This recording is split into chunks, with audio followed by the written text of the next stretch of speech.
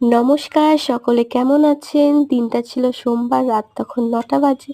বাবার হঠাৎ আবদার আমার হাতে লুচি আর ছোলার ডাল খাবে। তাই যেমনি কথা তেমনি কাজ, প্রেসার কুকারে সর্ষের তেল দিয়ে গোটা গরম মসলা, ১ চামচ মতন জিরে ফোড়ন দিয়ে দিয়েছি পেঁয়াজ কুচি, একটা তেজপাতা অর্ধেক করে, তারপর আদা রসুন বাটা দিয়ে ৫-৬টা লঙ্কা দিয়েছি, জিরে গুঁড়ো, ধনিয়া গুঁড়ো, হলুদ, লবণ ভালোভাবে একটু জলের সাথে গুলিয়ে দিয়েছি। এতে মশলাটা পোড়া লাগবে না। অল্প অল্প করে জল দিয়ে মশলাটা ভালোভাবে কষিয়ে নিয়েছি। ভিজিয়ে রাখা ছোলার ডালটাও দিয়ে দিয়েছি। আর ২টো মতন আলু ডুমো ডুমো করে কেটেছিলাম সেটাও দিয়ে ভালোভাবে মিনিট ৫ মতন আমরা এটা কষিয়ে নেব। পাশে একটা কড়াইতে আমরা জল গরম বসিয়ে দিয়েছি।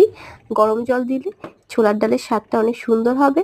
এবার আমরা দিয়ে দিয়েছি এতে ৫টা মতন সিটি। আর ওইদিকে গরম গরম ফুলকো লুচিও তৈরি হয়ে গেছে।